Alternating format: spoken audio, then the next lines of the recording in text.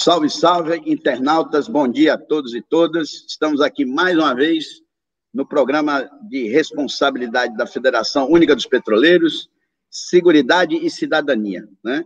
Estamos hoje aqui com um tema importantíssimo, visto que recentemente a Petros abriu aí o processo de adesão ao Plano Petros 3 e com certeza há muitas dúvidas ainda ou expectativas em relação a essa questão.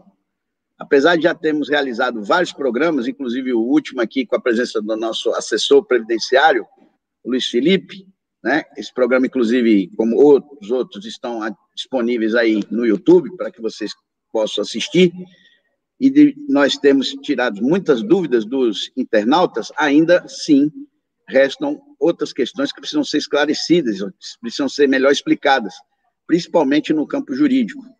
E é por isso que hoje nós convidamos para estar aqui presente o assessor jurídico da Federação Única dos Petroleiros e do Sindipetro Norte Fluminense, o companheiro Marcelo Gonçalves, onde nós vamos abordar com ele o tema, os aspectos jurídicos e polêmicos da migração para o Plano Petros 3. Então, por isso, logo mais a gente inicia aqui o nosso debate.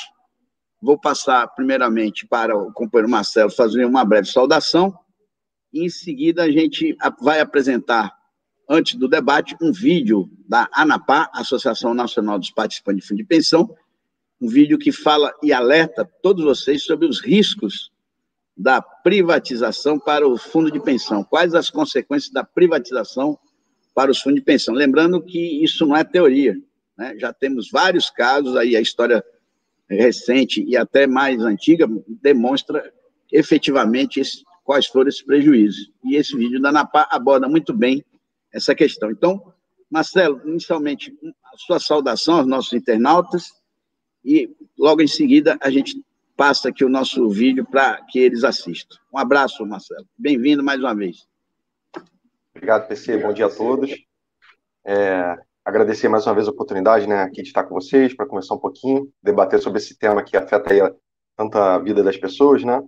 E vai ser um prazer poder explicar um pouquinho aqui os impactos, né, os efeitos jurídicos do PPT, né, realinhar alguns pontos aqui e, ao final, responder as perguntas que normalmente costumam ser bastante proveitosas no programa. Bom dia a todos. Valeu, Marcelo. Temos aqui a Madalena de Jesus, já nos assistindo. Um abraço, Madalena, pensionista aqui da Bahia, assídua internauta aqui conosco, a Luciana Monteiro, o Nazaré de Albuquerque, que é o companheiro aqui da nossa base na Bahia, representante sindical dos aposentados na cidade de Serrinha, Michele Neves, Carlindo Urso, companheiro aposentado aqui também da Bahia, Marise Sansão, minha companheira na FUP, na diretoria, na Secretaria de Seguridade Social, Álvaro Caldas, Silvio Meirelles, Climério, também companheiro aqui da direção do Sindipetro Bahia, um abraço, companheiro aposentado, Antônio Carlos Alves, Wagner Oliveira, Gerson Santos, Erasmo Damasceno, Antônio Carlos Alves, Raul Regos, Raul Regis, 1 ano, tá certo. Derivaldo Melo, Raul Regis, 1 ano também, Rosimério da Silva, Marongil, Henrique Silva, Rui Dalcion, Zezé Monteiro, Rúbia Santos, Henrique Silva, companheiro Salve Henrique, companheiro do Rio de Janeiro, do Grupo dos Cabeças Brancas, Evaldo Costa, Cassal Torre, Domingos Pessoa, também assíduo internauta aqui, o Domingos, Evaldo Costa, José Otávio Soares, Leopoldino, companheiro aposentado, diretor do Sindipetro Minas Gerais, ex-diretor da FUP, um abraço, Leopoldino, Tereza Eliana, Hélio Saido, meu amigo Hélio Saido, ex-coordenador da FUP, ex-diretor e ex-coordenador também do Sindipetro Paraná Santa Catarina, hoje companheiro aposentado, parabéns aí para você, companheiro, uma saudação. Arnaldo Filho, companheiro da Ativa aqui da base da Bahia, Hélio Libório, companheiro do Rio Grande do Sul, membro do GT Petros, que estivemos juntos aí até encontrarmos essa solução alternativa aí, que foi o PED de 2018, que acabou com o PED assassino. Um abraço, Hélio. Rúbia Santos, Eterlon Fontes, Isabel Medauá, Tereza Eliana, Jorge Bastos, Claudinei, Luiz Maurício, Ronaldo Santos, Jorge Bastos, Clériston, nosso companheiro Clériston aqui, assessor jurídico do Sindipetro Bahia, um abraço, uma saudação, Clériston, Luciano Vaz, Márcio Prado, Marilda Santos, Romualdo Rezende. Então, conforme forem outros companheiros aqui se manifestando, a gente vai informando e saudando aos nossos internautas, sempre prestigiando aqui a audiência de vocês, tá? Muito obrigado. Então, companheiro Marcelo, fica à vontade aí para você falar do tema de hoje, né? Ou seja, os aspectos jurídicos e polêmicos, né, da migração para o PP3. A palavra é sua, vamos estabelecer aí um prazo aí, pode ser 15 minutos, 20, como é que você acha que é melhor?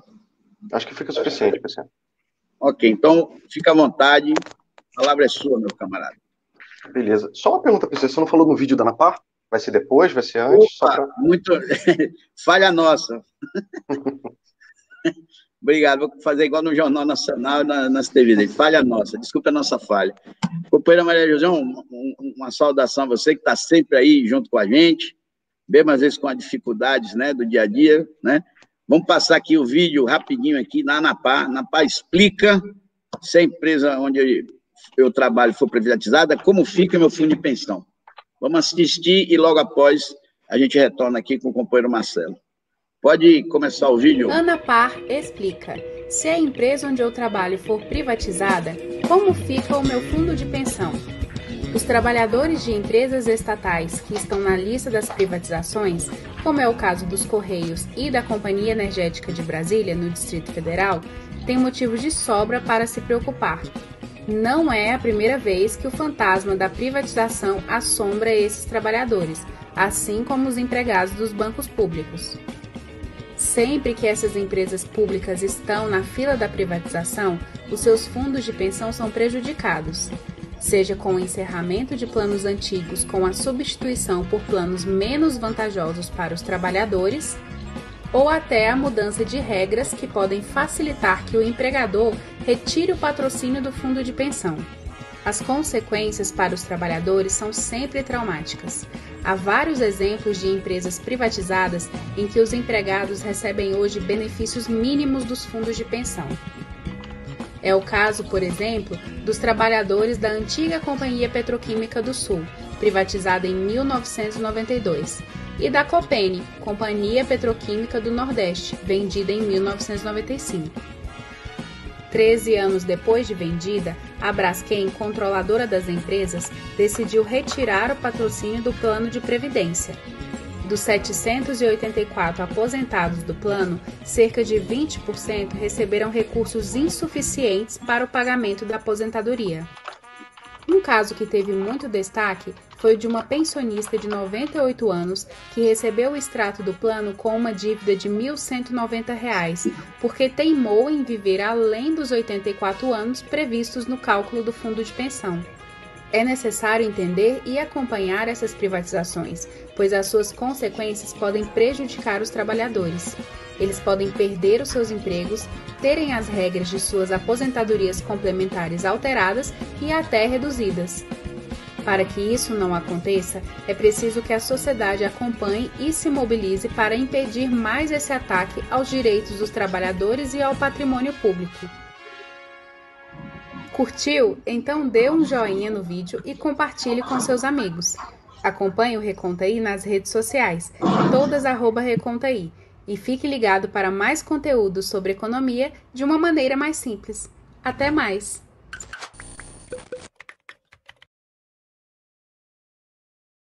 Valeu, Maria João. Acho que o recado está dado.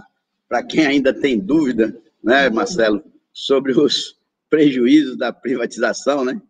Então, inclusive, eles pegaram 2 exemplos que falam diretamente com a Petros, né? Porque a PQU e a Copesul eram do sistema Petrobras, faziam parte do plano Petros. No governo Collor, houve a privatização dessas empresas. Em seguida, esses novos controladores quiseram alterar o regulamento do plano Petros. Não podiam, porque estavam dentro do mesmo plano, que era o plano Petros do sistema. E aí, em 2002, no final do governo FHC, eles aprovaram a chamada separação de massas, que criou o plano PET do sistema Petrobras e o plano PET de cada uma dessas privatizadas. E aí, a partir daí, com o plano, com as massas separadas, cada novo controlador pôde mudar as regras do seu plano de previdência livremente, sem precisar da aprovação da Petrobras, porque não estavam mais no mesmo plano, estavam em regulamentos diferentes. E aí, quando a Braskem, a empresa do Grupo Odebrecht, o braço petroquímico do Grupo Odebrecht, passou a ter a maioria do controle acionário dessas empresas, a Braskem decidiu que não ia mais patrocinar o plano Petros dessas duas empresas, a PQU e a Copesul. Informou aos participantes que só iria patrocinar o plano do seu grupo empresarial chamado Odeprev, né? Que era administrado para a Fundação Odeprev. É uma fundação com um único plano, controlado totalmente pelo Grupo Odebrecht. E, a partir daí, então, veio o processo de retirada de patrocínio, onde a Odebrecht comunicou que não iria mais patrocinar o plano PET, nem da PQU, nem da Copesul. Houve a retirada de patrocínio, e o resultado é esse aí que foi apresentado no vídeo, tá? Então, para quem ainda tem dúvida, né, sobre esses processos, e mais, a venda de ativos, como está sendo feita aqui na Bahia, e principalmente nos estados do Nordeste, se o novo controlador segregar o plano, né, Petros, o plano AMS, como a Braskem fez, o destino desses trabalhadores, inclusive os aposentados pensionistas, ligados, né, a esses ativos que forem vendidos, poderão ter o mesmo destino desse que aconteceu com a Braskem e os participantes assistidos, que eram do plano Petros, e hoje tiveram a retirada de patrocínio, receberam valor, né, no bolso, pagaram imposto de renda, ou, se não quiserem pagar imposto de renda, fizeram portabilidade para outros planos, né, planos de mercado, né, ou o próprio plano da Odeprev, que a Odeprev ofereceu para continuar como patrocinadora, tá? Mas o plano Odeprev muito ruim em relação ao plano PETS, então uma boa parte não migrou para o Odeprev, preferiu ficar com o dinheiro, pagar imposto de renda, e hoje esses companheiros só têm o INSS. E no caso dessa senhora, que eu esqueci até o nome dela, foi um caso emblemático, foi bem emblemático o caso dela, ela não tinha nada para receber e ainda estava devendo. Então ela não migrou com nada e ainda tinha que pagar, porque ela estava fazendo hora extra, vamos dizer assim, passou da expectativa de vida. Então, olha o tamanho do problema que acontece na Previdência Complementar, no benefício das pessoas nesses processos. Tá?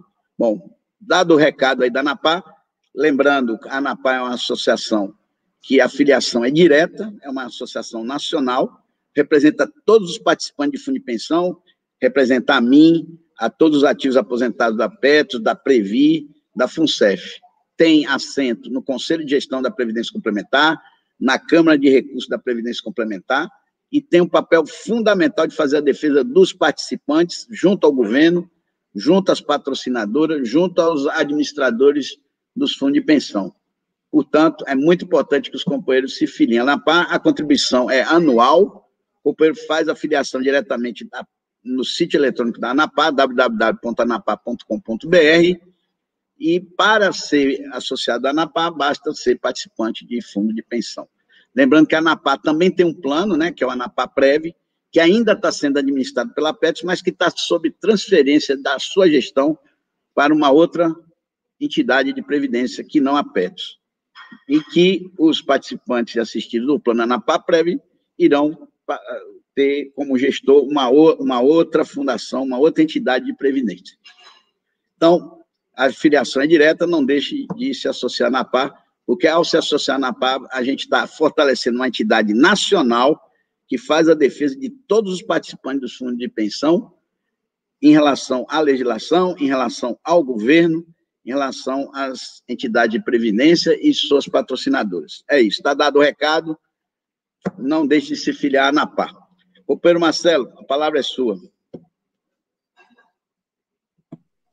PC, a ANAPAR sempre fazendo esse trabalho importante, né? Pessoal, é o seguinte, eu vou falar bem rapidamente, né, a gente está falando sobre o PP3, é importante que a gente faço uma passagem, né, sobre o que é basicamente o PP3, nos principais pontos. Não pretendo fazer aqui uma apresentação tão profunda, tão detalhada, né, quanto foi a do Felipe, né, no último programa do dia 18 de fevereiro. Então, para quem está vendo esse programa hoje, né, e ainda tem dúvidas sobre as características técnicas, né, todos os detalhes sobre o PP3, eu recomendo que assistam, né, a live, a palestra gravada do dia 18 de fevereiro aqui no canal da FUP pelo Luiz Felipe, né, que foi a análise técnica feita pelo Luiz Felipe. Mas eu vou passar aqui bem resumidamente sobre algumas características técnicas do PP3. Né? Ainda tem muita gente que está nessa questão do termo, que está na questão da avaliação jurídica, mas que ainda não tem que não tem os principais detalhes técnicos do plano. Então, acredito que com 5 ou 10 minutos eu consigo resumir isso. Tá? O PP3 é um plano CD puro, né, um plano de contribuição definida, e que a gente tem uma característica específica, né, que é não ter o benefício vitalício. Né? O benefício vitalício é uma característica dos PPSPs. Né? Então, você tem 3 formas de benefício no PP3, que são basicamente projeções em cima do saldo de conta. Né? No momento da migração, a pessoa vai poder fazer essa escolha. Né? Existe uma diferença técnica entre os 3, mas o grande destaque que eu quero fazer aqui para ser um plano CD puro com essas qualificações técnicas é que não são benefícios garantidos para o resto da vida, né, do participante. Eles têm uma projeção pela expectativa de vida, que do ponto de vista técnico pode parecer uma sutileza, mas isso no médio e longo prazo faz uma diferença, pode fazer uma diferença de risco considerável. Né? Um outro ponto que é bastante relevante, que eu sou muito indagado, né, pelos contatos diários que nós fazemos com os trabalhadores da base, é sobre a impossibilidade de se pagar equacionamento no PP3, né, pela característica técnica dele, de ser um benefício pago em cima de um saldo de conta estabelecido. Né? Então você não tem equacionamento, você não tem a figura do déficit, né? Porque essa figura é uma figura que se estabelece quando você tem um grupo de pessoas, né, unidos, que é o chamado mútuo, né? É a característica solidária dos PPSPs. Só que no caso do PP3, né, quando a gente fala não se paga equacionamento, né, existe aí uma meia-verdade, né, porque do ponto de vista técnico dá para falar isso. Né? Só que você, no momento da migração, você vai pagar, né, esses valores do déficit individualizados, no caso dessa pessoa, vai ser pago no momento da migração, ou seja, a gente diz que o déficit você paga à vista. Né? E, naturalmente, essa carteira de investimentos estará sujeita a variações ao longo do tempo. Né? Não existe essa blindagem nesse momento. Então, esse saldo de conta vai ser individualizado, essa pessoa vai receber os benefícios, inclusive os eventuais benefícios de risco, é importante que se fale, né, relacionados à morte, validez, eles vão ser vinculados, né, a esse saldo de conta. Então, esse contexto, ele é um contexto que eleva determinados riscos no médio e longo prazo e, em determinados pontos, reduz a responsabilidade da Petrobras, caso seja necessário, né, fazer algum reequilíbrio nesse plano. Tá? Do ponto de vista técnico, isso é muito relevante. Para o PPSP, né, a gente tem a figura do equacionamento que tem a divisão de responsabilidade dividida. Tá? Então, destaques importantes aí sobre o PP3. Outro chamariz, né, que o PP3 tem é a possibilidade de se resgatar, né, valores, ou ainda de se portar valores. E o resgate tem 2 formas. Né? Uma forma que é disponível para todos, que é até 15% do valor, e tem a possibilidade do resgate total a partir de 3 anos para os ativos que migrarem para o PP3. Tá? Então, a gente tem essas figuras. Só que a gente precisa fazer alertas em relação a isso, porque colocado dessa forma, mais uma vez, é um chamariz, né? É uma coisa que influencia bastante a migração. Só que a gente tem efeitos colaterais do ponto de vista técnico. Né? Por exemplo, no caso do resgate completo, que a gente tem só para os ativos, né? Os ativos que migrarem para o PP3, isso vai poder se fazer depois de 3 anos, né? E com incidência de impostos, 27,5%, porque isso daí já é considerado uma antecipação de benefício. Né? Então, tem que se considerar que esse valor não entra limpo, né, pro caixa. Né? O saque não acontece de forma completa. Né? E, naturalmente, ou portando, né, ou mudando esses valores, né, da Petros, tem que se fazer, tem que se botar na ponta do lápis o que esse dinheiro vai render e como, onde que ele vai render. Porque, por exemplo, no caso da portabilidade, isso vai para uma entidade de previdência fechada, aberta, né, instituição financeira, e tem taxas de administração mais elevadas, que tem uma forma de pagamento desses valores bem distinta da Petros. Tá? Então, é algo que tem que ser comparado nesse momento, no momento da decisão de migração, tá? E um outro elemento, né, que o Felipe fez um simulador nessa apresentação, né, PC, que eu acompanhei, é que o comparativo ele deve ser feito de uma maneira isonômica, ou seja, correta do ponto de vista técnico. Quanto que fica o benefício no PPSP abatido o equacionamento? Né? Porque o equacionamento é um fator redutor desse benefício. E quanto que vai ser meu benefício no PP3? Eventualmente depois de saques, né? Com todas as mudanças que eu pretendo fazer. O comparativo deve ser feito dessa forma. Tá? Pelo simulador, né, que o Felipe apresentou, e que está bastante completo, né, nessa live que eu faço referência, mesmo nessas condições o benefício do PP3 fica mais abaixo. Então existe um mito, né, existe nesse sentido, aquele abatimento inicial do equacionamento, mais eventual saque de até 15%, mais esses fatores de projeção ao longo do tempo, ocasionam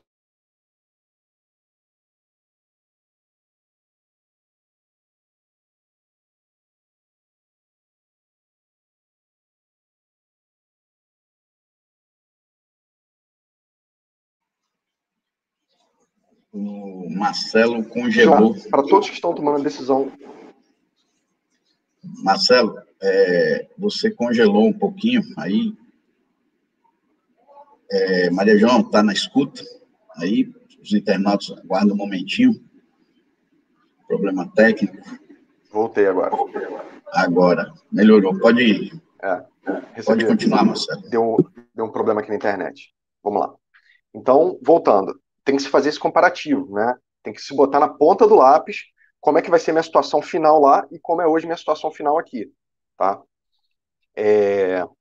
Seguindo aqui na sequência, os tipos de benefício do PP3, né? Como eu falei, eu não vou aprofundar aqui, PC, porque eu quero focar, né, nos aspectos jurídicos, mas a gente tem 3 tipos de benefício, né? Por prazo indeterminado, por prazo determinado e por percentual em saldo de conta, né? O que basicamente são análises de tipo de projeção, enquanto que no PPSP se tem o vitalício, né, ou seja, até que se termine a vida do participante, com possibilidade de pensão no mesmo formato. Nesses outros 3 tipos de benefícios do PP3, que foram detalhados nessa outra live, são formas de projeção que podem se alongar ou podem se reduzir, tem aspectos técnicos específicos. Tá? Então, a depender do contexto, se a pessoa ultrapassar a expectativa de vida, né, ou se esse cálculo se desfizer na relação também com o eventual dependente pensionista, né, a gente pode ter uma elevação de risco no médio e longo prazo. Tá? Isso daí foi bem caracterizado também na live anterior. Outro aspecto importante aqui para poder passar, né, em relação ao pessoal, que eu também recebo muito questionamento. Poxa, Marcelo, mas o meu saldo de conta está em 1.500.000 reais, que é um valor, obviamente, muito relevante para qualquer um. Eu quero deixar esse valor de herança, né, para os meus filhos, eventualmente. O meu objetivo de ir para o PP3 é esse. A gente conversando assim, com muitos companheiros, no dia a dia mesmo, a gente percebe que em alguns casos muito específicos, que tem questões de saúde muito relevantes envolvidas, isso pode ser até um fator de análise válido. Mas a gente tem que lembrar que esse saldo é o saldo de conta inicial, né? Então é esse saldo de conta que vai ser utilizado para pagar o benefício ao longo da vida, tanto para o beneficiário, tanto para o beneficiário quanto para o pensionista. Né? E após esse momento a gente vai, digamos assim, falar em qualquer possibilidade de herança. Então, primeiramente, como eu falei antes, do ponto de vista técnico, é preciso que se analise se esse dinheiro vai dar, por exemplo, para pagar esse benefício com essas projeções características do PP3. Né? Então, sim, ele provoca, né, o pagamento de uma herança em determinado momento, com falecimento, mas, né, se ultrapassar da expectativa de vida do participante e da pensionista, a gente tem, né, uma desnaturação aí dessa herança, dessa potencial herança. Tá? Então, falando um pouquinho também sobre essa meia-verdade. Tá? Outro fator importante, né, como já disse antes, é o fator de redução da responsabilidade da Petrobras. Né? A gente tem aqui a figura do equacionamento, que a gente sabe que é um momento que ninguém aqui queria estar passando, né, pagando um valor além daquele que é o da contribuição normal, para poder equilibrar o plano em diversos aspectos. Tem um monte de debate sobre partes desse equacionamento que seriam responsabilidade da Petrobras, né, como a gente defende. Outros muitos que são decorrentes de questões que estão sendo resolvidas né, em arbitragens, em processos paralelos que têm potencial de retornar valores aos PPSPs, né, hoje dividido nos repactuados e não repactuados, né, além dos pré-70, que estão sob a responsabilidade da Petrobras. Mas, com relação ao PP3, se a gente tiver um novo momento como esse, variações de ativo, a Petrobras tem essa responsabilidade reduzida. Fora que o fator de contribuição da Petrobras mensal também é menor. Tá? Então, as responsabilidades da Petrobras são menores em relação ao PP3, em especial nos potenciais riscos de médio e longo prazo. Tá? Então, eu queria bater nesses pontos que eu considero aqui, bem resumidamente, que são os principais. Né? Utilizei metade do meu tempo aqui, PC, tentando, na disciplina, fazer isso para poder entrar na parte jurídica. Então, é importante, pessoal, que eu pontuar que essa decisão de migração para o PP3 é soberana, é individual, né, facultativa, mas é importante que vocês tenham pelo menos esses fatores bem comparados na ponta do lápis. Né? Se eu ficar no PPSP, eu tenho essa situação, se eu for para o PP3, eu tenho essa. Né? E, naturalmente, a gente está aqui para dar esse suporte, né, para poder mostrar esses fatos aí para vocês, tá bom? Então, agora eu vou entrar aqui no ponto que eu queria realmente aprofundar, né, que é a respeito da validade jurídica do próprio PP3. Tá? E depois eu vou falar sobre alguns aspectos de migração. O PP3 ele foi um plano, né, oriundo aí da vontade da Petrobras, foi um plano encomendado pela Petrobras, né, e que, como eu disse, reduz responsabilidades, e que no primeiro momento em que ele foi colocado, que ele foi anunciado, ele foi barrado na Previc, que é o órgão fiscalizador desse campo de previdência. Tá? É importante que se diga. E por que ele foi considerado tecnicamente inviável? Dentre muitos fatores técnicos, principalmente porque ele causava impacto no plano de origem, que são os PP3, que são os PPSPs. Então, o PP3 causava esse subsídio reverso, né, com os PPSPs. Então, esse foi um dos fatores que a Previc considerou como sendo inabilitantes ao PP3. O PP3 voltou para a prancheta, ficou ao longo aí desse tempo sendo reanalisado e foi apresentado com... Eu vou mudando as palavras aqui um pouquinho, resumindo, né, brutamente, mas ele considerou esse tempo de 3 anos para poder amortizar esses impactos, digamos assim. Então, a análise técnica que foi apresentada pela Petros indica que, com a possibilidade das pessoas fazerem os saques completos depois de 3 anos, que o próprio PP3, considerado a passagem individual das pessoas para ele, né, não ocasionaria impactos no plano de origem. Né? Então, essa foi, bem resumidamente, do ponto de vista técnico, foi o que foi colocado. Né? Naturalmente, esse é um fator de principal fiscalização nosso. Né? É um fator de atenção. Os PPSPs não podem ser prejudicados, né, com a criação do PP3. Vai passar por um processo de migração agora, que vai fechar no fim do mês. A depender da quantidade de pessoas que migrou e da relação de ativos, né, e de participantes ativos e de aposentados que migrou, vai se fazer uma análise de viabilidade.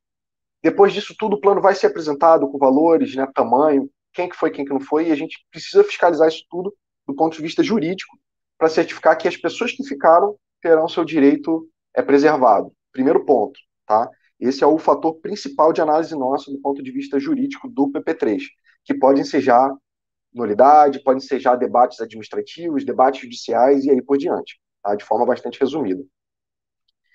E o ponto principal que, na verdade, eu queria aprofundar um pouco mais aqui, para se aproveitando o tempo que a gente combinou, sobre esse... Eu não citei nos pontos principais aqui do PP3, que eu queria fazer essa parte, que é sobre o termo de renúncia, né, que tem dado bastante polêmica.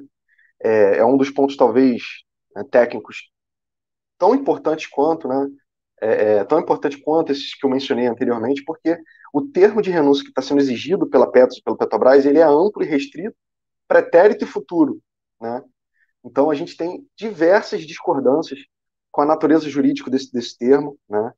Com a forma como está sendo colocado, mas a Petros colocou, né, esse fator como uma condicionante à migração do PP3.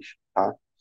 E quando a gente fala que tem essas ressalvas, né, é um termo que não existe nenhum tipo de negociação, que não existe nenhum tipo de análise, que foi um termo feito, né, desenvolvido unilateralmente, né, então tem essa natureza de termo de adesão, né, ou você adere, ou você não entra para o plano, né, basicamente, que a gente conhece muito bem em algumas outras relações civis, como o direito consumidor, né, e que isso daí impacta, né, não só nas ações existentes, mas potenciais ações que envolvam créditos relacionados ao plano de origem, né? Isso está bem claro no termo de renúncia. E a gente está falando aí de uma renúncia ao direito de ação, né? Ao direito de pedir, de se peticionar, de acionar a justiça. Então, tem uma série de questões aí que a gente precisa considerar do ponto de vista judicial sobre a legalidade desse termo. Tá? Agora, principalmente o seguinte, a gente já acompanhou algumas exposições da Petros, né, nesse sentido. É natural, né, que a migração seja facultativa, vai quem quer, é aquela história, né, isso já foi dito algumas vezes, né? Só que os efeitos e as exigências que estão sendo feitas em relação a esse termo de renúncia agora estão extrapolando, né?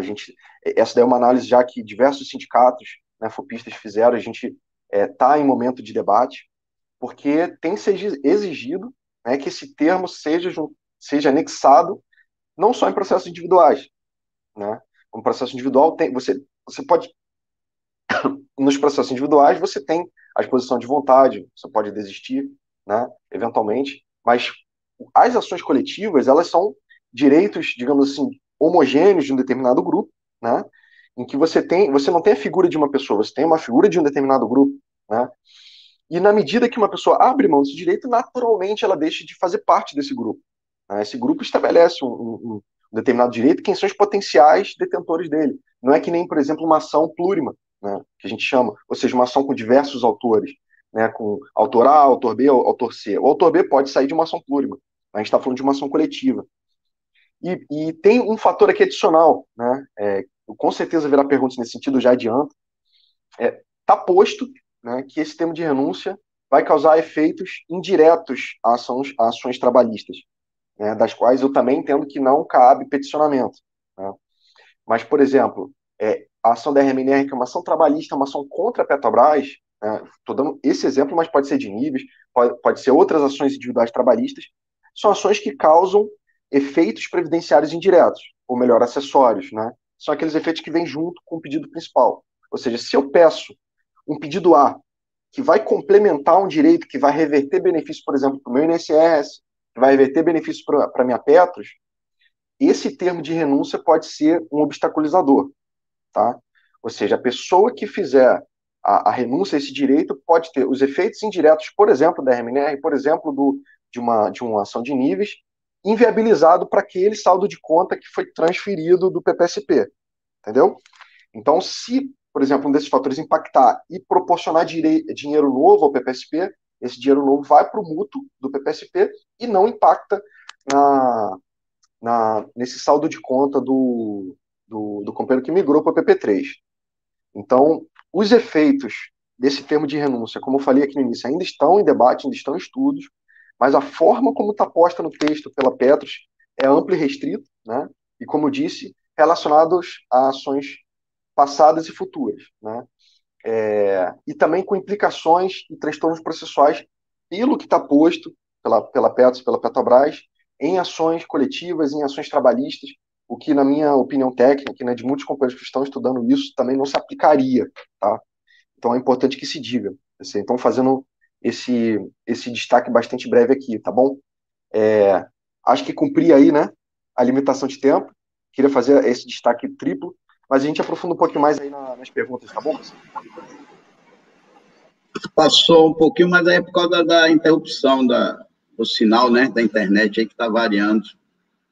No seu caso aí, isso parece que não tem muito a ver com o sinal que cada um tem a ver com a própria operadora e o número de pessoas que estão usando, né, a rede, porque a gente repara que um determinado horário, ela fica bastante estável, depois de um determinado horário, né, de pico, começa a ter instabilidade. Então, às vezes, não é nem por causa da internet individual de cada um, é o sobrecarga mesmo, porque hoje milhares, acho que milhões de pessoas hoje, ao mesmo tempo, participam de programas ao vivo, de reuniões virtuais, né, pelas essas plataformas, e aí, com certeza, deve ter uma sobrecarga grande aí, em cima das operadoras aí, que tem que sustentar aí o sinal. Bom, Marcelo, a gente vai passar aqui para as perguntas, já tem vários questionamentos aqui dos internautas, mas você pegou aí a parte polêmica, né? A parte jurídica, que é o objeto, inclusive, do nosso programa, né? Então, primeiramente, queria perguntar a você o seguinte: existe 2 termos que as pessoas vão ter que assinar, né, para poder efetivar a migração PP3. Um deles é a pessoa, né, o migrante. O segundo é para o advogado assinar.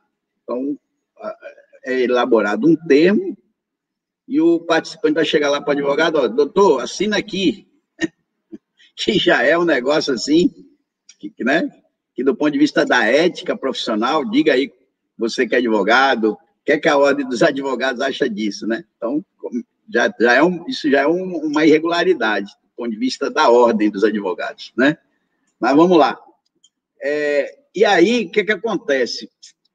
Ele assina, o advogado assina, se for o caso, homologa, o juiz homologa, né, no processo, mas ocorre que o PP3, ele tem lá aquelas condicionantes depois da migração. Por conta da liquidez, dependendo da proporção da reserva migrada entre ativos e aposentados, onde, presta atenção, viu, internauta, essa proporção, no caso da reserva dos ativos, dos aposentados, ela tem que ser 25% maior do que a reserva migrada dos ativos. Então, vou dar um exemplo aqui. Se todos os ativos que migraram para o PP3, o saldo de conta deles somado, que vai migrar, der 10 bilhões de reais, a reserva total dos ativos migrados tem que dar, no mínimo, 12 bilhões e 500 milhões de reais. Por quê? Porque a proporção que está definida é de 1,25, 1 para 1,25. Ou seja, 25% a mais da reserva entre o aposentado e o participante da ativo. Aposentado, que eu digo assistido, aposentado e pensionista. Por quê? Por causa da liquidez. Se for 10 bilhões da ativa e 10 bilhões do aposentado, a migração não vai ser efetivada. Se for 12 bilhões, 400 milhões a reserva do aposentado e 10 do ativo, também não vai ser efetivada. Está lá bem explícito esse valor mínimo para poder garantir a liquidez, tanto do pagamento do saques, como a liquidez do pagamento do PPSP. E aí, o plano não vinga, ele não é implantado. Como é que fica o termo que o juiz homologou? O juiz vai voltar atrás? Explica aí como é que fica essa situação. Né? A outra questão que eu queria colocar para você, o sindicato, na maioria das vezes, aí, os sindicatos petroleiros, diferente das associações, eles têm a prerrogativa de substituir o trabalhador, seja associado ou não, na justiça. E existem inúmeras ações em relação a Petros, né, ao plano Petros, PPSP, que o autor não é o indivíduo, né, não é o participante assistido, é o sindicato. Como é que fica essa questão da renúncia? Se o autor é o sindicato, não é o participante nem o assistido, né? Como é que fica essa situação? Essa aí também é uma questão que se deve parar para analisar muito bem, que eu queria que você respondesse. E a terceira questão, tá certo? Que é importante a gente frisar o seguinte: qual é a abrangência dessa renúncia? Né? Porque eles falam lá, até tem documento, né, que a PET está mandando para quem está consultando a PET, tem documento dizendo o seguinte: é para as ações atuais, para as ações futuras, envolvendo, inclusive, ações trabalhistas, envolvendo a Petrobras. Cita até a questão da RMNR, que é aquela ação que está lá sobrestada pelo STF, que os trabalhadores do sistema Petrobras ganharam lá em última instância, no TST, no pleno, né, por um voto, né, o voto do presidente, o da Lazen, e quando todo mundo entendia que ia descer para as varas trabalhistas para executar, a Petrobras encontrou lá um recurso para o Supremo, o presidente Toffoli lá, não sei se na época era presidente, membro do STF, deu, não sei se foi um recurso especial que foi, deu essa suspensão da decisão do pleno, do TST, uma decisão monocrática, inclusive, que precisa até a turma confirmar, mas espere sentado para isso acontecer, né? Então, como é que fica isso aí? Eu queria que você escorresse, porque do jeito que está a explicação, do jeito que está o termo, você renuncia à ação trabalhista, inclusive contra a Petrobras, é isso mesmo? Vamos lá, PC. A situação que está posta, ela exatamente tem esses desafios todos que você falou, né? Se a gente for olhar o que está apresentado pela Petros no site, né, o que está colocado publicamente, o que está na renúncia, né, já é contundente, né? Mas a gente já recebeu orientações desse tipo que você falou, né, documentadas, né, orientações falando sobre ação da RMNR especificamente. Então, é um trauma, é um prejuízo, um transtorno processual que com certeza vai ser gerado se as pessoas fizerem o que a Petros está orientando, né? E é isso que a gente está em debate sobre os posicionamentos jurídicos que a gente vai fazer para poder alinhar, né, essa conduta que está sendo imposta. Primeiro ponto.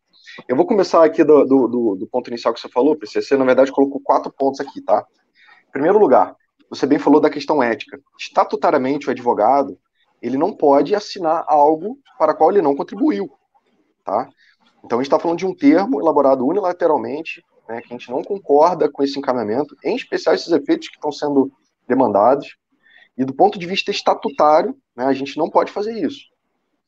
Isso daí afeta, é o que você falou, PC, isso daí é um comprometimento ético do advogado, primeiro ponto, tá? A gente está assinando algo, e outra, se a gente assinar e ratificar, né, essa questão, a gente está assinando algo que a gente não contribuiu e que a gente acredita ser contra a lei, né? Um advogado fazer isso, ele está incorrendo em uma questão disciplinar, tá? Então, é o primeiro, do ponto de vista aqui, digamos assim, instrumental, né, do assessor que está fazendo isso, já fica numa situação bastante complicada. O que a Petros está demandando, com esses detalhes que a gente mencionou aqui, com esses efeitos, né, em especial nessas ações, como você bem falou, coletivas, né, de outros pontos trabalhistas, é muito complicado, é muito delicado, tá?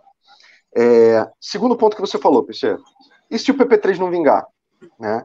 Se o PP3 não vingar, é o que está escrito até no site da Petros, a própria Petros diz que nada disso vai ter validade. Vamos considerar esse raciocínio, beleza, vamos partir dessa premissa. Só que essas ações todas, essas centenas, essas milhares de ações peticionadas têm um termo de renúncia, né? Que, beleza, pode ter um fator condicionante, pode ser reanalisado depois, mas o transtorno processual que isso vai gerar, a gente ainda não tem nem projeção, né? Agora, um processo individual, isso pode ser até mais manejável, né? Teve uma petição, atrasou 6 meses, depois voltou atrás, atrasou mais 6 meses, isso fica até relativamente controlado, pode ter no mínimo, né, na melhor das hipóteses, só um atraso. Mas agora imagina isso numa ação que tem 10 mil representados, né? Ou seja, esses fatores de transtorno e de prejuízo processual ficam, assim, no nível que a gente não tem projeção no momento, tá?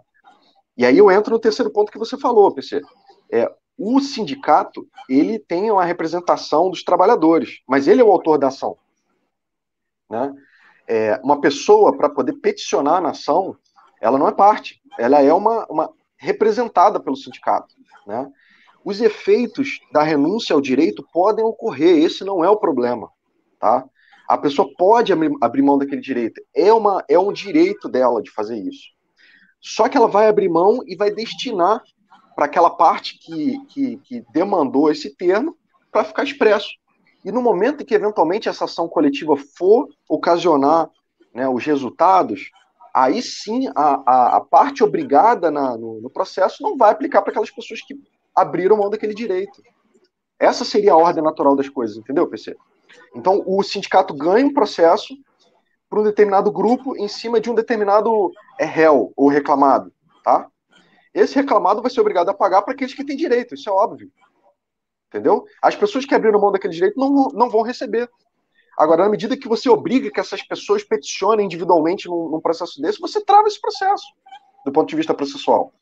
Ainda que seja uma petição com 300, com 100, com 50, com 1000 renúncias individuais, isso causa quase que uma parada em ações coletivas. A gente já teve essa experiências de peticionamento à parte em ações coletivas complexas, que normalmente são essas, e que causam transtorno processual inenarrável, tá? Esse é um ponto aí que a gente tem somados a esses fatores. E a abrangência da renúncia que você perguntou, PC, eu cheguei a comentar anteriormente, mas esse é um dos fatores de indefinição que está sendo posto aí através de alguns documentos que nós já tivemos acesso aos trabalhadores, que eu particularmente não concordo, tá? Na medida que você coloca um termo de renúncia numa ação trabalhista, né, primeiro ponto, se esse termo de renúncia for tão amplo e restrito, vai se confundir com o próprio tema trabalhista, que, por exemplo, pode ser o direito à RMNR, tá? Se, na melhor das hipóteses, esse termo de renúncia for do ponto acessório, aquele ponto que acompanha o principal pedido, que é o da RMNR, ele vai afetar o direito às questões previdenciárias, tá? Ou seja, na melhor das hipóteses, a gente vai ter esse cenário, né? O que já é bastante complexo, que já também poderia causar um transtorno processual tremendo no processo, entendeu, PC? Então, assim, a abrangência, como está posto no termo de renúncia, né, com base na disponibilidade do direito, né, que é o que a Petros apresentou como sendo possível para fazer esse termo, né, é amplo e restrito, né, e está sendo posto para não só os processos cíveis previdenciários, mas também aqueles processos trabalhistas, tais como níveis, RMNR e outros, entendeu? Então, o contexto aí está bastante amplo, a abrangência dessa renúncia está no momento que a gente, como foi posto pela Petros, né, nas lives, nesses documentos que vem chegando para a gente, está posto como amplo e restrito, pretérito e futuro. Então, a gente vai ter que ainda aprofundar isso, analisar as possibilidades que nós temos para poder fazer frente a esses excessos, né? Como eu disse, as pessoas têm direito a tomar decisão, as pessoas têm liberdade para desistir dos seus direitos relacionados ao PPSP, o que a gente não recomenda no momento, mas as pessoas têm esse direito. Agora, a forma que a Petros está colocando como uma exigência para a migração, a gente tem divergência técnica. Ok.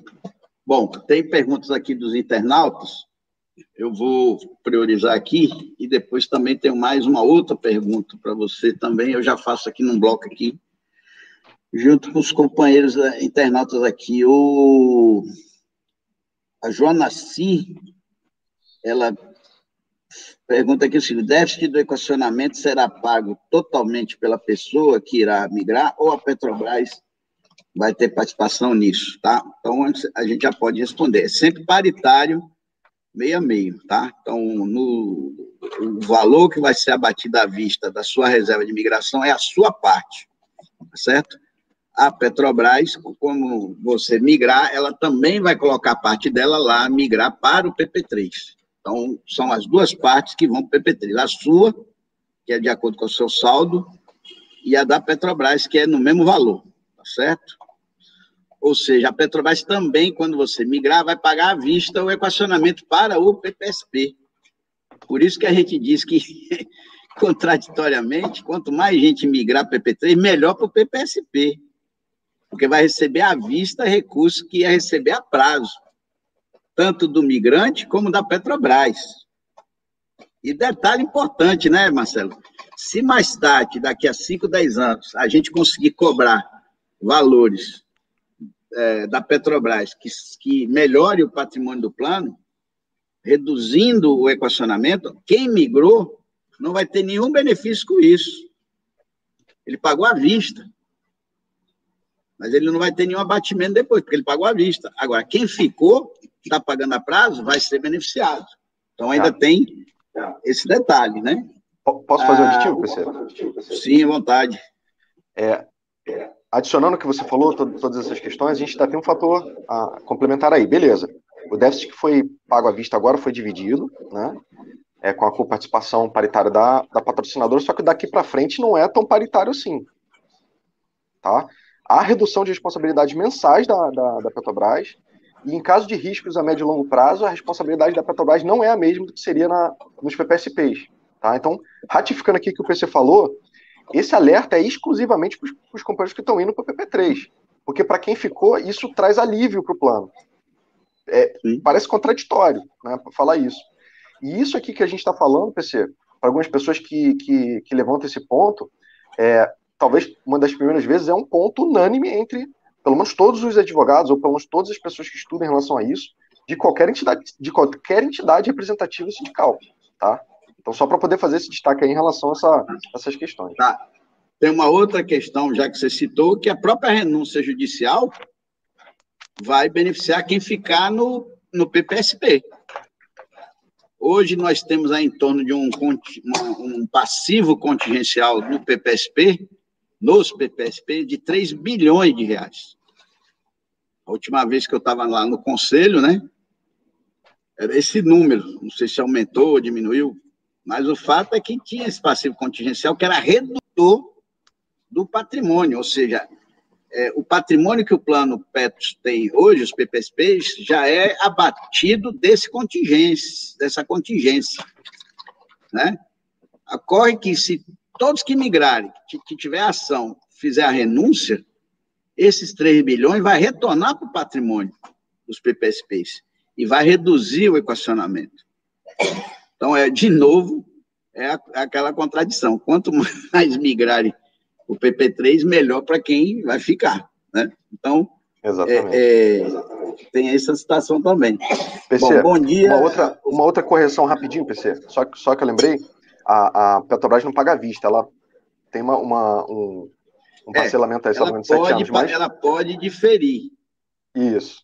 Mas ela pode diferir lá para o PP3, para o PPSP. Ela pode diferir, pode. Mas lembrar que o valor individual dele de reserva, para ele garantir o benefício, precisa da contrapartida da Petrobras, que é paritário. Então, quando todos os cálculos são feitos ali, não é só baseado na reserva dele, é da contrapartida da Petrobras, que não aparece aí em nenhum momento nessas simulações aí, mas é isso. Lógico que quando vira benefício, ela não precisa pagar à vista.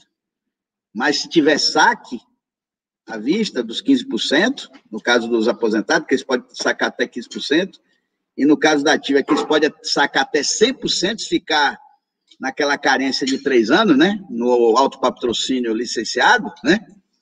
Aí não tem como a Petrobras diferir isso, ela vai ter que colocar parte dela à vista também, tá certo? Então tem essa outra situação. E com relação à pergunta aqui do companheiro, é o seguinte: bom dia, esse valor do saldo no simulador já está descontado do valor da dívida do meu equacionamento? Ora, naquele equacionamento que estava sendo apresentado, que vinha lá um formulário contínuo, né, com todas as opções, etc., você via claramente lá o valor do saldo, o valor do equacionamento e o abatimento. Nesse simulador agora, que eu estava acessando até aqui agora para verificar, você, à primeira vista, você não vislumbra o valor do equacionamento. Tem lá um valor, como eu li agora aqui da minha reserva, e baseado nesse valor é que se calcula lá as 3 modalidades de benefício que você citou. Mas não fica aqui, pelo menos à primeira vista que eu olhei aqui, esse novo simulador, não fica transparente, como no anterior, qual é o valor que está sendo abatido do equacionamento. Agora, o que eu posso dizer é que o valor migrado tem que ser o valor líquido, ou seja, abatido o equacionamento à vista, abatido a opção de saque, né, de até 15%, não é isso? E lembrando que, ao receber esse valor dos 15%, ainda tem o abatimento do imposto de renda, né, que as pessoas também vê lá o valor que pode sacar e esquece do imposto de renda, tá certo? Bom, aí, respondendo para o companheiro Francisco, no simulador anterior, sim. Inclusive, se o companheiro imprimiu, olhar lá o formulário, ver o valor que tinha lá para migrar, ver o novo que está saindo aí direto, sem ter o desconto, mas se for um pouquinho superior, um pouquinho maior, que foi um ajuste de valor, você pode chegar na conclusão que sim, que esse valor que está aparecendo lá já continua sendo o valor líquido, descontado do equacionamento, tá? Aí tem aqui o Rui Dalcion Rocha, ele pergunta assim: gostaria que o Marcelo explicasse melhor a questão do prejuízo do plano original, a questão da carência de 3 anos. Aí, Marcelo, eu estou entendendo que essa carência de 3 anos deve ser essa que eu falei agora, do companheiro da ativa que migra, né?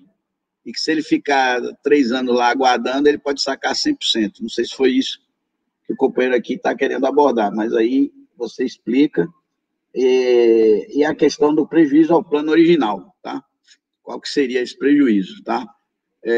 E aí tem uma questão também que eu queria incluir para você responder, que é a seguinte: as ações que transitarem em julgado, né, principalmente aquelas que já desceu para execução, já teve o pagamento do chamado valor em controverso, já tem outras que não só pagou o valor em controverso, como pagou o valor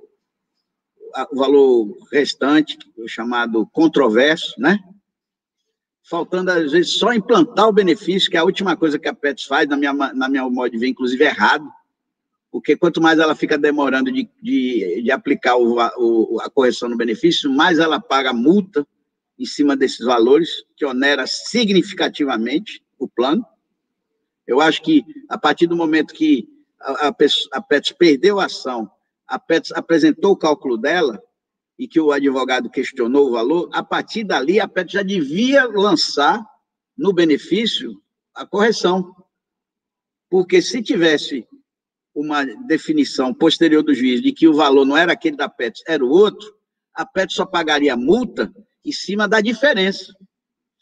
Entendeu, Marcelo? Mas como ela fica segurando a revisão do benefício até a última discussão de valor, que envolve não só o incontroverso, mas o controverso, quando ela vai pagar, ela paga a multa sobre tudo.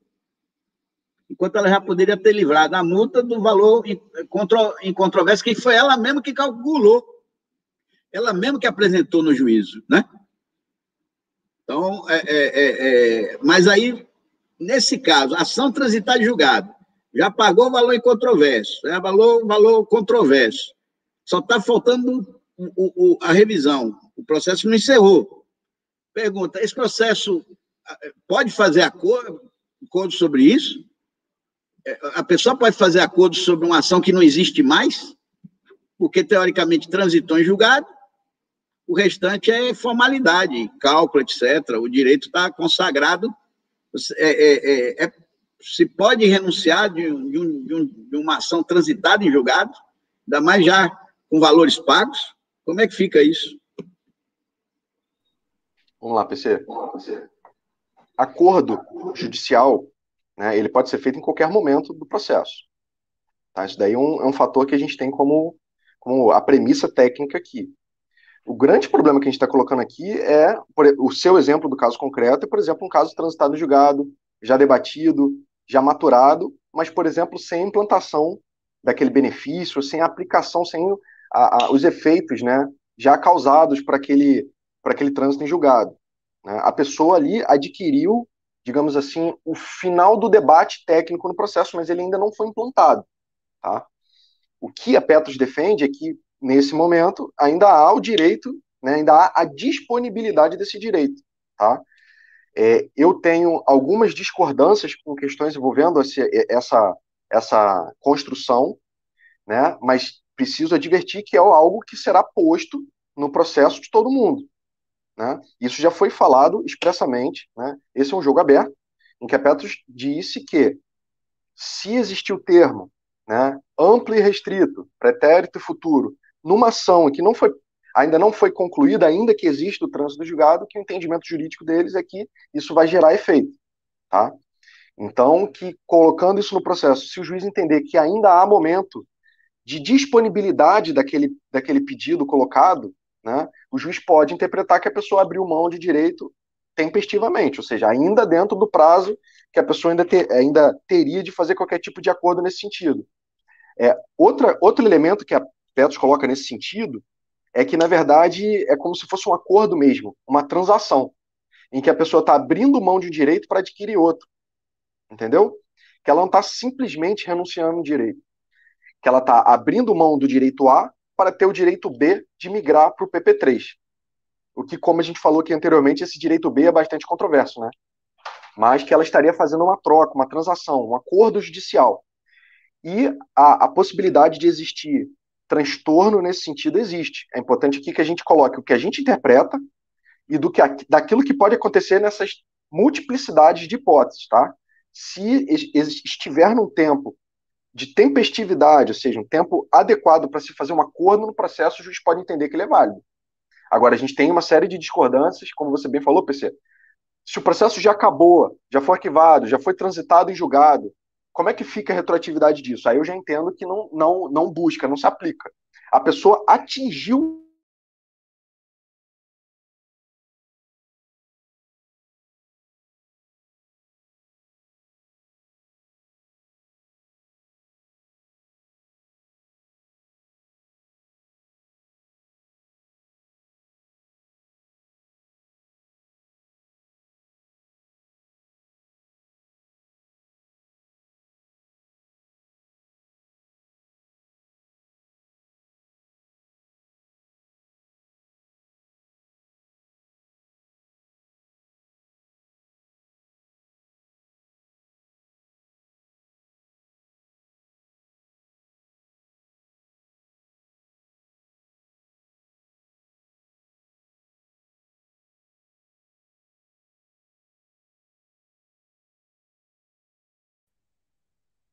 PC, eu não estou ouvindo. Acho que seu microfone está fechado. Desculpe. Eu também cometi de novo uma falha aqui, não abri o microfone. Então é o seguinte, a gente estava aguardando você retornar, eu dei uma olhada aqui no chat para ver se tinha perguntas novas. Não, então retoma aí com você, tá bom? Eu estou tendo um problema de estabilidade aqui na minha conexão, mas estou conseguindo voltar aqui na medida do possível. Ok, vamos lá.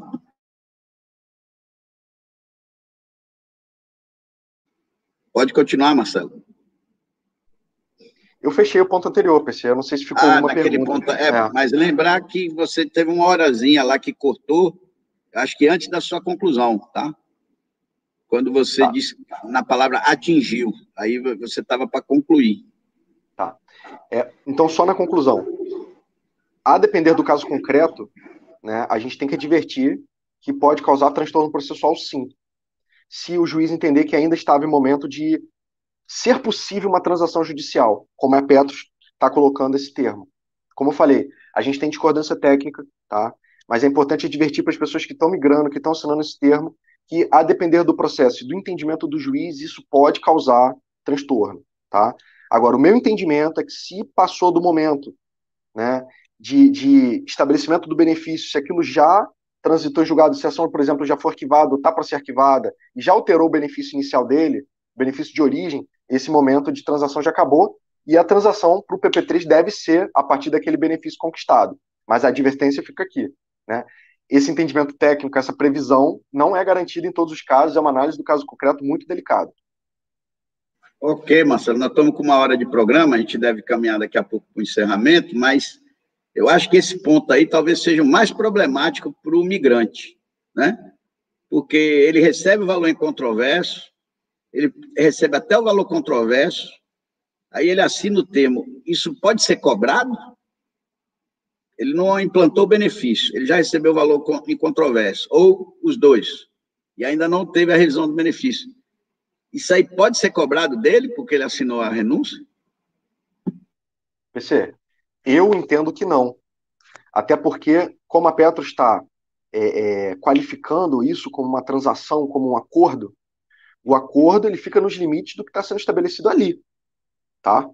Então, por exemplo, ele está abrindo mão da implantação daquele benefício, isso está dentro da governabilidade, né, da sua governabilidade, da sua faculdade, ainda que seja interpretado que sim, não está posto nesse acordo que ele abriu mão daqueles valores já recebidos corretamente no processo. O meu entendimento é de que não.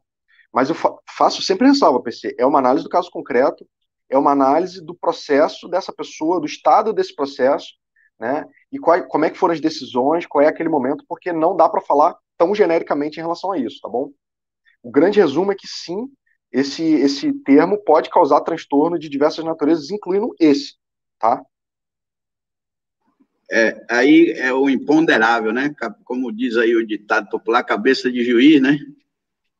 E bunda de neném, ninguém sabe o que é que vem. Depois que o juiz homologa, e aí se a Petros ou a Petrobras entender que pode cobrar, aí não sabe o que o juiz vai decidir, né? É um não tem imponderável, certeza. Você entra num limbo aí, né? De interpretação. a gente tem uma tendência, a gente tem uma previsão, né, com base na experiência que a gente tem de muitos anos, que realmente, se tiver atrasados, recebidos de boa fé, e vier uma transação superveniente que não envolva-os, né, a gente não comprometeria esses atrasados. Só que isso é regra geral, tem que ser analisado o caso concreto. E aí, se essa coisa fosse mais transparente, fosse feita da maneira correta, né? Vamos chamar até de honesta, se for o caso, né? Entre parentes, não quer dizer que ele está chamando o pessoal que está da administração da Petrobras de desonesto, mas se fosse fazer a coisa da forma correta, todas essas situações que nós estamos citando aqui deveriam ter ressalva no termo, corretamente, né? Aí, se acontecesse isso, esse documento vale ou não vale? E se acontecer isso, esse documento é nulo de pleno direito ou não, entendeu?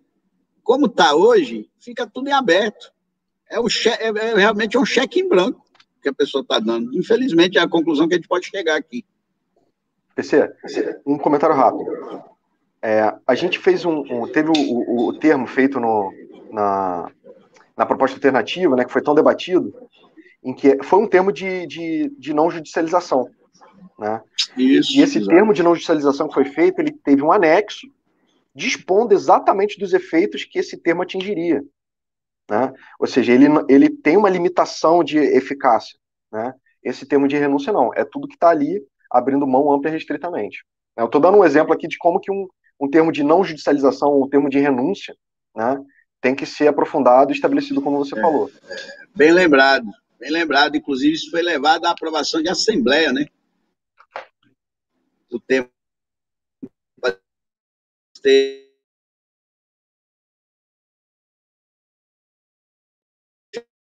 efetividade que substituiu o PED, ou seja, o PED de 2018, que substituiu o PED de 2015. Bom, o Magno aqui, ele pergunta que lá no programa ao vivo da PET, né, na live sobre o PP3, eles informaram que tinha que renunciar, entre outras ações, a ação da RMNR. Aí tem que ficar claro que RMNR, quando se trata de aposentado, tem duas ações, que sempre o pessoal faz confusão grande em relação a isso. Tem uma ação da RMNR, onde o aposentado busca a correção, o aumento real que houve na RMNR, que aumentou o complemento do pessoal da ativa, e que a tese é a mesma do nível, é um aumento indireto que foi que foi dado à ativa e que foi só negado, desculpe, ao aposentado pensionista, tá? Então, todos os aumentos que a Petrobras deu e as subsidiárias sobre a RMNR, além do IPCA sobre a tabela, e que aumentou o valor do complemento, do pessoal, o complemento da RMNR do pessoal da ativa, há uma tese jurídica cobrando da PETS que isso aí foi um aumento indireto, certo? Isso é um tipo de ação, tem milhares dessas. E tem um outro tipo de ação, que é a RMNR, o cálculo da RMNR, que estaria equivocado quando inclui a periculosidade para apurar o complemento, quando abate a periculosidade para chegar no complemento. A tese das ações dos sindicatos é que não deve abater a periculosidade. Essa tese ganhou, na última instância, no TST, e, portanto, o efeito é o aumento do valor do complemento. Isso vai ter repercussão para a PET depois? Vai.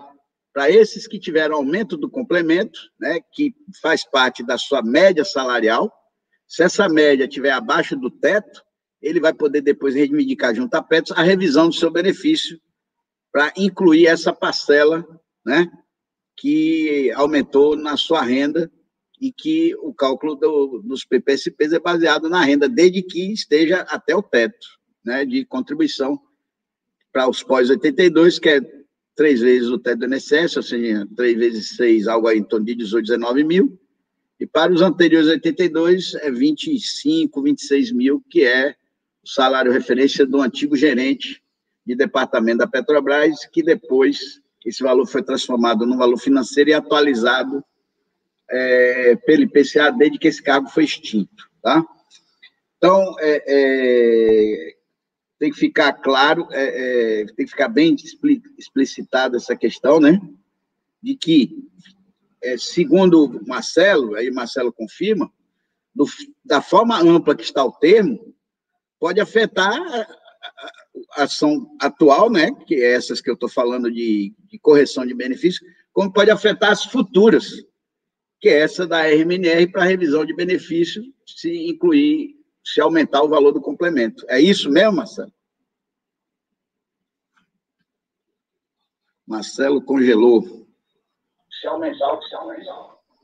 PC, é isso mesmo, Marcelo? Perdi o finalzinho da sua pergunta. Desculpa. Eu falei que, do jeito que o tema está amplo, tanto a atual ação de RMNR, que é de reajuste para o aposentado, como a futura, que pode vir por conta do aumento do complemento, do jeito que o tema está amplo, pode atingir essas duas, a ação atual, renunciando, e a futura, de perder o direito de questionar judicialmente. É isso mesmo?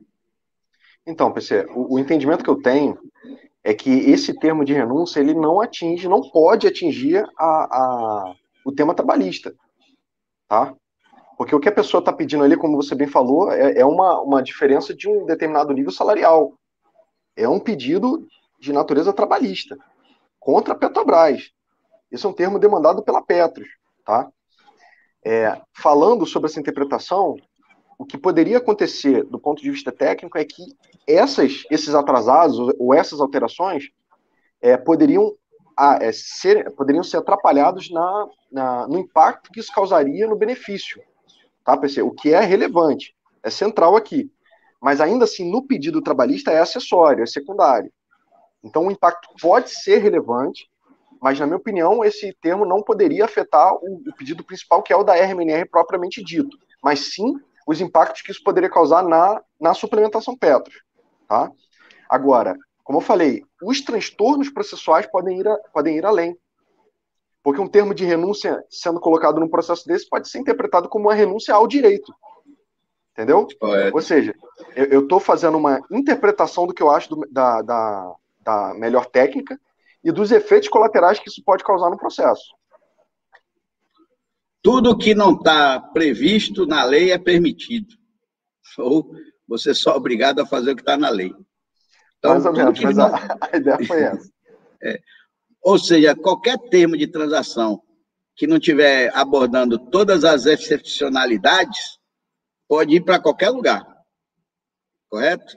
Pode ir para qualquer situação. Então, só que no caso aqui do internauta, ele alega aqui que no programa ao vivo que a Petros fez, que eu não assisti, ele afirma aqui que foi dito isso, renúncia da RMNR.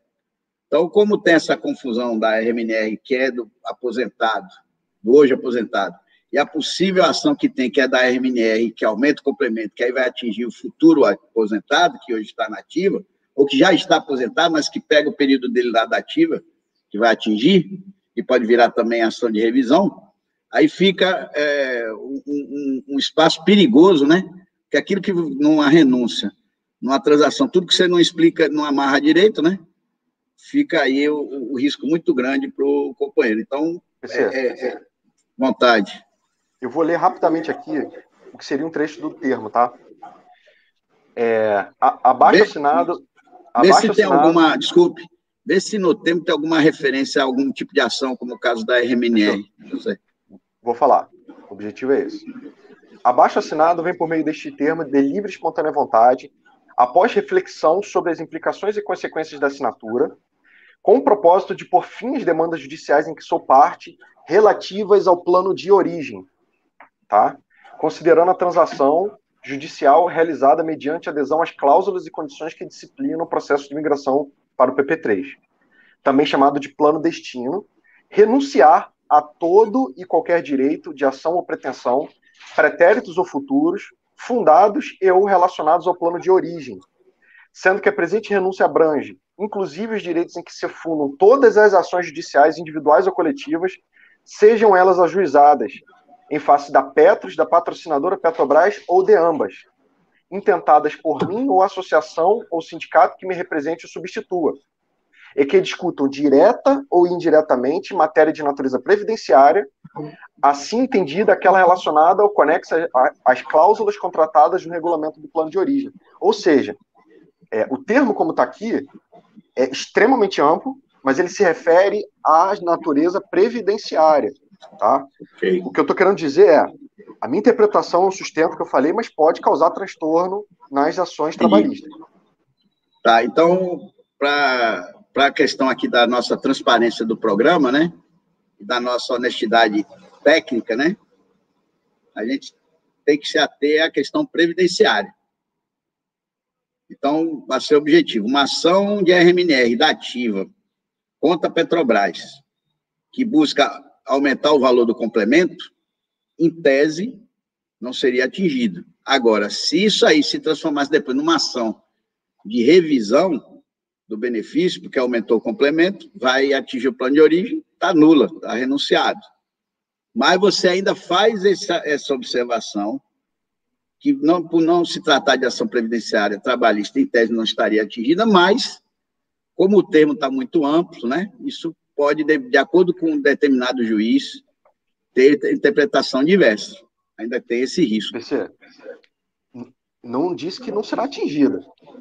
Tá? Eu disse que os efeitos previdenciários serão atingidos e que os trabalhistas deveriam permanecer.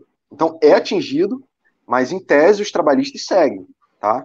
O termo, como eu estou falando, deveria atingir parcialmente, é um ponto central. Vai ter transtorno. Tá? Mas algumas pessoas estão defendendo que o processo inteiro seria extinto. Eu acredito que não. Né? A minha leitura aqui do termo digamos assim, formal, não atingiria a parte. Ou seja, mesmo na questão trabalhista vai ter dor de cabeça. Vai ter controvérsia, vai ter polêmica. Vai ter polêmica, exatamente. E dependendo do juiz, meu amigo, se for um juiz conservador, ele vai entender que é tudo e fim de papo. É isso que você não quer falar? Todo advogado, ele fica cheio de dedo para falar isso, porque ele toda hora vai estar com o juiz, ele não sabe o dia que ele vai estar na frente daquele juiz, então, ele está certo. Mas não, nós, aí não, aí você pegou pesado.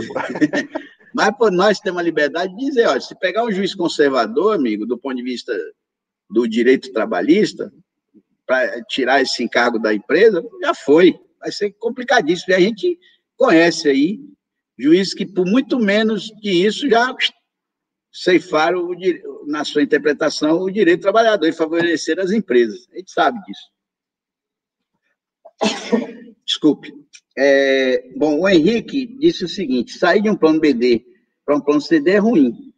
Não caia nesse encontro do vigário. É o companheiro Henrique, saudação, nosso companheiro Henrique, né? Henrique Jäger, ex-assessor do DIEESE, ex-presidente da PETS.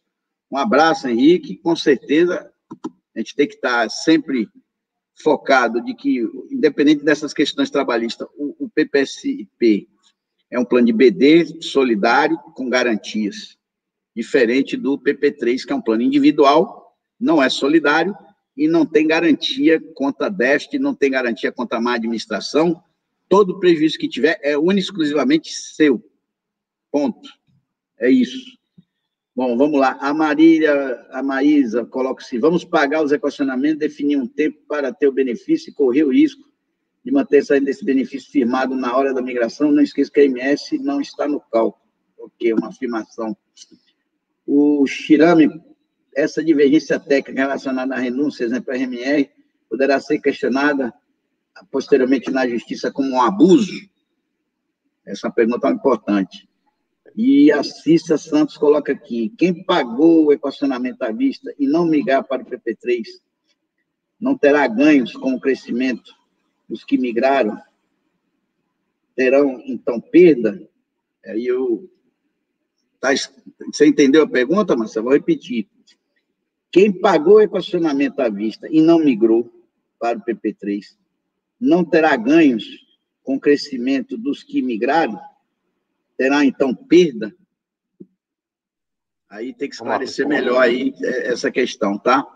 Aí, deixa eu ver se tem mais alguma aqui. O Jefferson, o Jefferson é interessante. Acho que ele está pedindo, pelo amor de Deus, eu estou quase não indo migrar mais para o PP3, mas, por favor, ainda apontem pelo menos uma vantagem do PP3, por favor.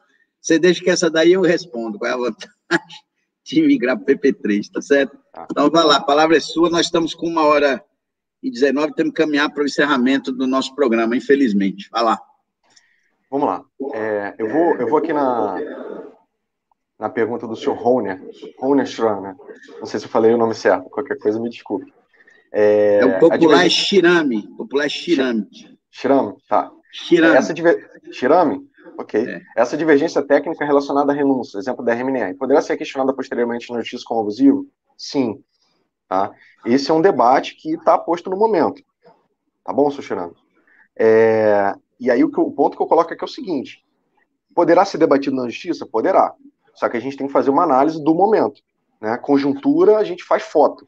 Né? Conjuntura é um filme que a gente tira uma foto. Essa renúncia está posta agora como um fator de extinção de direitos. Como a gente, nessa última hora aqui, passou falando, a gente tem uma série de divergências técnicas, não só em relação à renúncia, como a forma como ela está sendo conduzida no momento. Tá? E diversas dessas questões serão postas no ambiente de debate administrativo e no debate judicial. Tá? Os efeitos que o judiciário vão ter ao receber esses questionamentos, né, as possibilidades de transtorno processual que existirão ou não, isso vai ser objeto de reanálise ao longo desse período de atuação e de estudo. Tá bom, seu Chirão? Mas sim, a resposta é positiva aí à sua pergunta. Tá bom? Vamos lá, a pergunta da senhora Cissa, né? Quem pagou o questionamento à vista e não migrar para o PP3, não terá ganhos com o crescimento dos que migraram? Terão, então, perda? Aqui, essa resposta é até bem objetiva, dona Cissa, porque o PP3 ele só vai ser implantado, né? E esses efeitos aí da escolha só serão efetivados se ele realmente existir, né? Se ele passar por esse processo de migração, de escolha e ser implantado. Então, por exemplo, 6 pessoas fizeram a opção, né? Colocar nos termos de renúncia, todas fizeram a opção pelo PP3. E a Petro chegar na conclusão de que ele não teve viabilidade alcançada, né? Aí esses valores são revertidos, né? Não há o pagamento à vista do déficit. Só para poder explicar um pouquinho. Ou seja, não tem meio termo, né? Ou permanece como está no PPSP, ou faz a opção e é efetivada e segue no PP3. Não tem esse limbo, né? Que eu acho que é o que a senhora descreveu aí do ponto de vista financeiro. E com relação ao PP3, quer adicionar alguma coisa em relação a isso, PC? Eu quero que é o seguinte, pagar à vista é sempre a melhor opção, porque você se livra do encargo dos juros. Então, lembrar que quem pagou o PED de 2015, o resíduo do PED de 2015 à vista, né, fez a melhor opção. Lógico que precisava ter recurso para isso, nem todo mundo tinha recurso para isso, fez o parcelamento. Tem gente que fez parcelamento para a expectativa de vida. Então, ele vai pagar mais juros. Ele vai sofrer maior com o peso do juro. Então, quanto menor o prazo, maior vantagem. Aí você vai dizer o seguinte, mas se você está dizendo que ir para lá PP3, o cara está pagando à vista, teve prejuízo, porque se reverter, se melhorar o patrimônio do PPSP, ele pagou à vista, ele deixou de ter essa melhoria, e eu que paguei à vista e que continue. Né? Eu acho que é muito importante essa reflexão. Então, primeiro, você teve um prejuízo menor porque pagou à vista. E segundo, se reverter valores para o plano, se o plano estiver equilibrado, vai ter superávit, você vai ser beneficiado pelo superávit. Se não tiver superávit e reverter, tá certo? Vai ter redução do equacionamento. Aí talvez seja o único motivo para quem está no PPSP, eu paguei à vista, entrou recurso no plano, reduziu o equacionamento, mas eu paguei à vista. Aí, né, pode-se dizer, você deixou de ganhar, porque as parcelas vincendas vão diminuir, porque diminui o equacionamento. Mas aí tem que fazer a conta, né, para chegar nessa conclusão. Por quê? Porque o fato de você ter pago à vista, você deixou de pagar um montão de juros. Aí, se no meio do caminho houve uma redução de benefício, porque entrou recurso novo, de ações judiciais, etc., aí quem está pagando a prazo diminui o equacionamento e não vai ter efeito para você porque você pagou à vista, para chegar nessa conclusão, tem que fazer esse encontro de contas. Não tem como, de antemão, você dizer isso. Lógico que quanto mais tarde ocorrer essa reversão, tá certo? O ganho seu é maior, porque você se livrou desse juro todo. Quanto mais cedo tiver essa reversão, aí o ganho é menor, pode ter até um prejuízo, porque os que protelaram vão deixar de, apesar de ter protelado, pagaram pouco e vão deixar de pagar o restante porque houve uma reversão no curto prazo do déficit. Mas que eu, objetivamente, eu não vejo essa reversão no curto prazo. As ações que nós estamos cobrando e os processos que estão em andamento, que podem reverter como patrimônio para o atual PPSP, não são fáceis de resolver e não vão ser resolvidos no curto prazo. Então, tem isso também, essa reflexão aqui para ser feita. E tentando responder aí a companheira, mas a pergunta dela é bastante interessante, né? Porque você tem que raciocinar bem essa questão aqui que ela está colocando para poder dar a melhor resposta aqui para esclarecer a CIS. Bom, eu acho que das perguntas encerrou, e ficou apenas aquele. Por favor, me diga uma vantagem, pelo menos, para ir para o PP3. E o outro companheiro que pergunta aqui, eu de 3,74, faz o quê? Fica no plano ou migra para o PP3? Aí a gente pode juntar essas duas perguntas na mesma resposta. Eu vou ser bem direto em relação a isso. O PP3 é bom para quem vai viver pouco. Você quer viver pouco? Eu acho que não. Então, se você viver pouco, logicamente você vai consumir pouco recurso da conta individual que você vai migrar e vai sobrar um valor significativo de herança para os seus familiares. Porque se você não migrar, se mantiver no PPSP e tiver uma expectativa de vida pequena, o que acontece é que se você tivesse ainda um saldo de conta, ela fica para o mútuo, para pagar o benefício dos que vão continuar vivos, que essa é a solidariedade do plano. Essa é a perfeição que eu vejo da solidariedade do BD, porque aqueles que vivem muito consomem mais recursos do plano. Aqueles que vivem menos consomem menos recursos. Aqueles que vivem menos deixam recursos no plano para aqueles que vão viver mais. Mas esse acordo tácito entre o mútuo, ele é perfeitamente legal e ético. Por quê? Porque ninguém consegue trapacear esse acordo. Ninguém consegue levar vantagem nesse acordo, porque ninguém consegue combinar com o cara lá de cima que dia que vai morrer. Não existe trapaça nesse acordo, pelo menos por enquanto, não existe essa trapaça do cara esticar a vida para consumir mais recursos do plano e se beneficiar do mútuo. Muito difícil, não existe isso. Então, é perfeitamente ético, legal, e para mim, a grande beleza do plano BD é essa. Então, respondendo objetivo ao companheiro, a melhor opção para quem quer viver muito, para quem quer deixar renda para sua família, é o plano PEPS BD, sem dúvida nenhuma, mesmo com o déficit atual, mesmo com futuros déficits, porque sempre vai ter metade da conta paga pela patrocinadora. Ao passo que no novo PP3, você está sozinho. Lembrar que se você está pensando em sair porque teve déficit, qual é a lógica se a patrocinadora vai continuar a mesma lá no PP3? Se você perdeu a confiança na Petros, na administração dos recursos, e você vai migrar para o PP3 por causa disso, qual é a lógica desse raciocínio? Se o administrador vai continuar a mesma, vai ser a Petros. Percebe? Então, não tem muita lógica, essa motivação não tem sentido. E com relação ao companheiro que quer uma vantagem, eu digo, companheiro, a vantagem é essa, para você migrar para o PP3. Morrer cedo e deixar recursos para sua família, ou até, se você estiver endividado, livrar a sua família de dívida e deixar ela numa condição melhor. É essa, eu só vejo essa vantagem. No mais, eu só vejo desvantagem. Então, Marcelo, eu queria encerrar aqui o programa, já estamos com 1h28, passando para você fazer as considerações finais e fazer uma última pergunta, que eu acho que é o principal aqui dos encaminhamentos do futuro nosso aqui em relação a essa questão. Diante dessa renúncia ampla, de tudo que foi discutido aqui, devido ao fato dos sindicatos serem substituto processual na maioria dessas ações, qual que deve ser, na sua visão, o melhor encaminhamento para o sindicato tratar essa questão?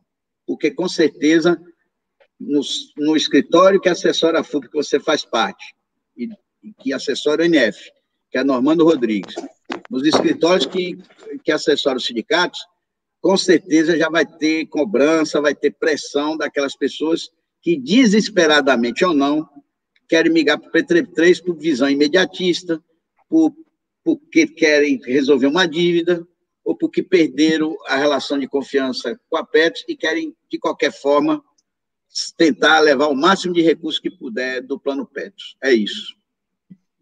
PC, assim, do ponto de vista técnico, né, a gente está diante de um conflito de interesses, tá? Quando a gente não falar de conflito de interesses, não tem problema, tá? Então, por exemplo, quando a pessoa que está nesse contexto dessa escolha, dessa faculdade, desse exercício da faculdade, estiver falando da disponibilidade do próprio direito, não tem qualquer tipo de debate, tá? Agora, é importante que se diga que ações coletivas, né, ações que a renúncia de uma pessoa pode impactar no direito das demais ou no transtorno processual, a gente vai ter uma questão que vai ser posta, né, de uma maneira especial. Não vai ser tão simples a gente peticionar e fazer a renúncia, tá? Isso daí já está em debate no âmbito nacional, como você falou, né? A gente aqui, como assessoria da FUP, né, atua nesse campo, mas naturalmente todos os jurídicos regionais já estão debatendo essa questão. Eu vou tomar liberdade aqui de não adiantar, né, os atos próximos que a gente vai estabelecer em relação a isso, mas fazendo uma prévia, a gente não considera lícita, né? A gente não considera essa intervenção ou o transtorno que isso vai ocasionar em ações coletivas, tá, como algo válido em função da decisão individual de um trabalhador, tá? Então, a disponibilidade desse direito, né, o que a gente naturalmente puder fazer para orientar, né, e dar os passos e facilitar até mesmo aqueles que estão com vontade de ir para o PP3, isso está dentro totalmente da nossa atuação, né?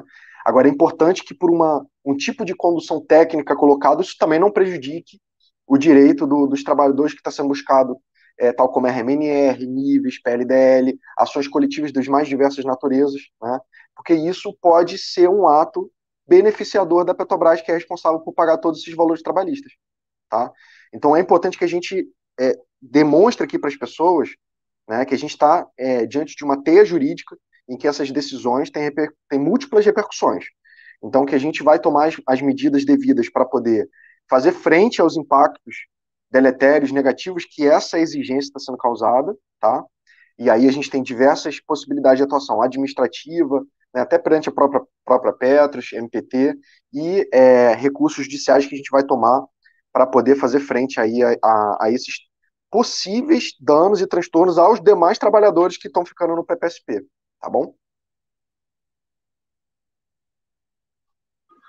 Ok, Marcelo, são 1h32 de programa, a gente está caminhando para o encerramento, mas importante essa sua falação aí, sua intervenção no final, lembrando que o jurídico, ele orienta, né? A decisão política final será da direção da FUP, da direção dos sindicatos, mas, mesmo a decisão final sendo das direções, as direções têm que observar, e não vai poder fugir disso, do direito profissional dos advogados, que trabalharam nessas ações, anos a fio, e que têm o direito, inclusive, preservado por lei, ao direito à sucumbência, ao direito de cobrança de honorários, etc., que, por mais que os sindicatos tenham a decisão política para tomar, e que tenham autonomia para tomar essa decisão, o sindicato não vai poder tomar uma decisão que afronte ou que colida com esses direitos fundamentais que as assessorias, que o advogado, enquanto pessoa física, tem, ou pessoa jurídica dentro do escritório, tem. Isso tem que ficar claro. Então, o que significa que a FUP Sindicatos vão ter que se aprofundar bastante. A orientação do jurídico, a partir da falação do Marcelo, está bem explícita, e agora vai caber aos sindicatos e à FUP darem os devidos encaminhamentos, tá certo? Queria, mais uma vez, Marcelo, agradecer você, né, pela participação aqui no programa, agradecer mais ainda aos internautas, que são, como sempre, nos prestigiam aqui com a sua audiência, e a nossa companheira Maria João, que mesmo enfrentando dificuldades aí do ponto de vista de saúde, teve que fazer exame, está aguardando o resultado de exame, e talvez nem pudesse estar aqui hoje, mas ela ainda fez um esforço para estar aqui hoje colaborando com o programa, como sempre. Então, um abraço, agradeço mais uma vez, Maria João, um abraço a você, Marcelo, e um abraço especial aos nossos internautas. Um bom dia a todos, bom almoço, bom final de tarde, e até o nosso próximo programa, sempre às quintas-feiras, às 10 horas. Seguridade e Cidadania é o programa que discute os interesses dos trabalhadores, principalmente do sistema Petrobras, em relação ao sistema da seguridade. Um abraço a todos e até todos e todas, e até a próxima oportunidade. Tchau. Um abraço, pessoal.